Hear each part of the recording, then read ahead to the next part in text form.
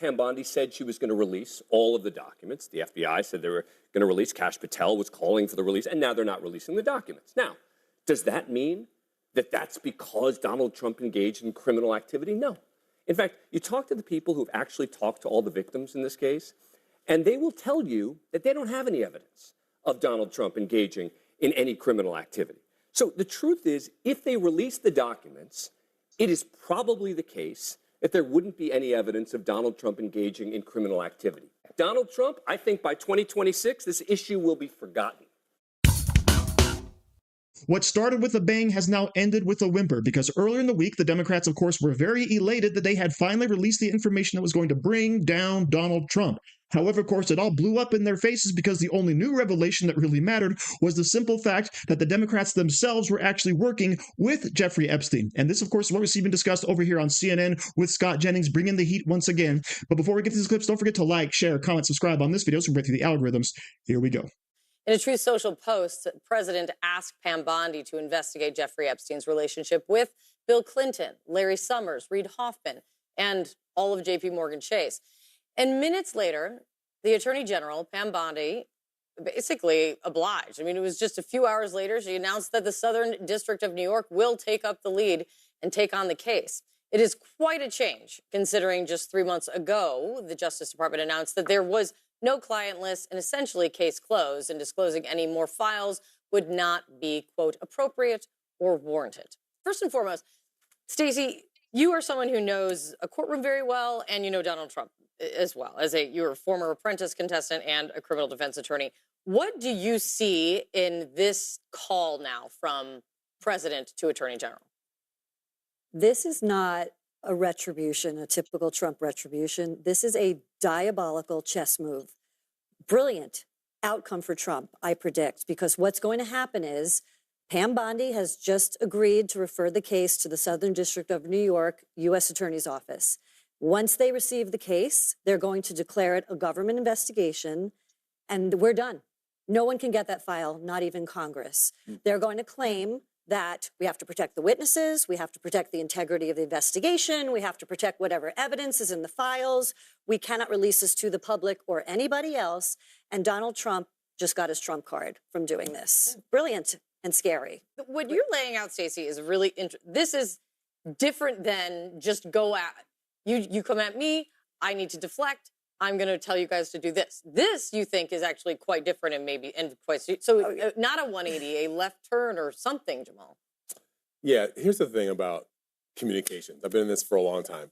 If you've got a simple story to tell, usually tell it very quickly. The fact that the Trump administration, the Department of Justice has been holding on to this information, not releasing it, not putting it out there, tells you right there they've got something they don't want people to know. They're going through great, extraordinary lengths not to tell people what happened with Jeffrey Epstein and to release this information. I think it's time for the country to just get the data dump. Let's see what's in there, and then we can all sort it out. And if Donald Trump didn't do anything, we'll move on. What links did the previous administration go to tell the American people what happened with Jeffrey Epstein? I don't know. They prosecuted Ghislaine Maxwell. What links did they go to release the? You said you want transparency. What links did they go to? Scott, it's my understanding. Zero.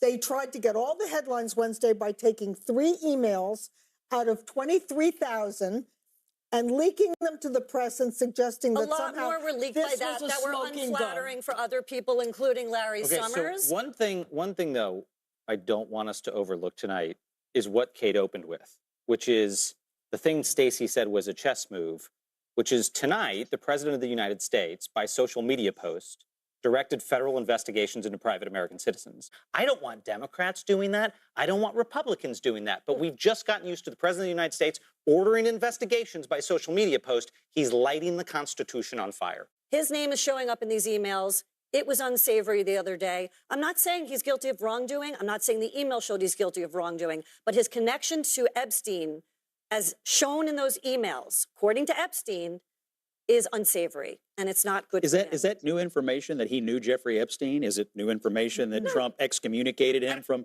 Mar-a-Lago? Is it the only new information that we got this week off those emails was that somebody from the New York Times was advising Jeffrey Epstein. And we learned tonight from the Washington Post that Jeffrey Epstein was programming Democratic members of Congress. We didn't learn anything we didn't already know about Donald Trump, which was other than Jeffrey Epstein hated Donald Trump, and now Democrats are aligning themselves with Jeffrey Epstein because Orange Man bad. Did you read those 3 emails? They are really bad looking.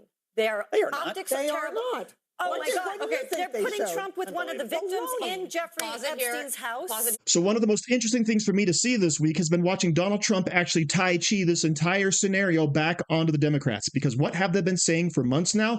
Oh, we have to release all the files. We have to investigate. No one is above the law. And Donald Trump says, okay, fine. If you're going to selectively release and even edit emails that would otherwise absolve me of any wrongdoing, then I'm going to go ahead and investigate you, specifically Bill Clinton and others. Okay? And of course, now the Democrats are very upset. How in the world would he do that, right? This is against the Constitution. The president can't say who to investigate.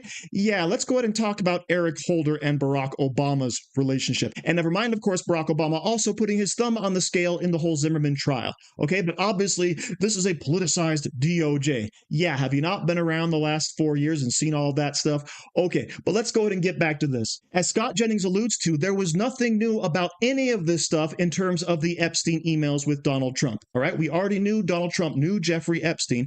We already knew that Donald Trump expelled him from Mar-a-Lago. However, what we didn't know is the simple fact that, yes, Jeffrey Epstein was actually feeding information to Democrat representatives during the Cohen trial, right? And that's what Scott Jennings actually alludes to, right? Newly uncovered video reveals the moment House Oversight Democrat Stacey Plaskett was being coached by Epstein via text, being told what to ask in the middle of a 2019 hearing.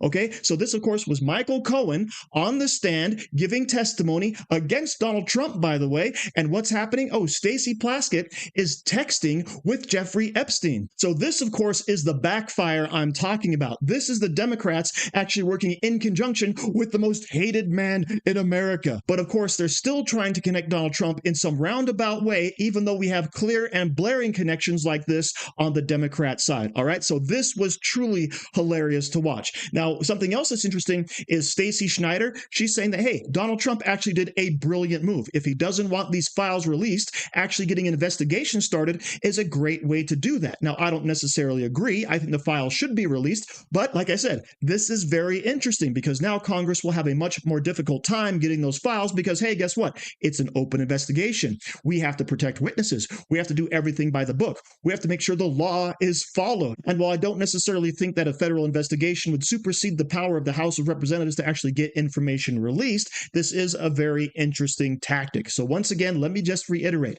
I want all of the files released. I think this is a misstep by Donald Trump. I think this would be cleared up and blown away if Donald Trump would just go ahead and let it all come out and let the chips fall where they may. Because at the very beginning of this video, I had a clip from Dan Abrams. Yes, left-wing reporter Dan Abrams, founder of Mediaite. And what does he say? There is no credible information released in all of this stuff that actually implicates that Donald Trump has done anything wrong. And guess what? By 2026, all of this stuff is going to blow away as if it never happened. However, if we want to keep this around, we're going to get this drip, drip, drip, death by a thousand cuts garbage that the Democrats are doing, which is one of the reasons I think Donald Trump should just go ahead and release this stuff. However, watching everything get thrown back on the Democrats' faces never, ever gets old. So thank you very much for watching. Don't forget to like, share, comment, subscribe, and say hi to your mom for me. Do you like t-shirts? Of course you do. And now you can support the channel by buying an Angry Teacher t-shirt designed by me, Angry Teacher. So if you like America, if you like freedom, if you like liberty, then go ahead and click the link in the description where all designs, of course, are 100% mother approved. So enjoy yourself and find something you like today.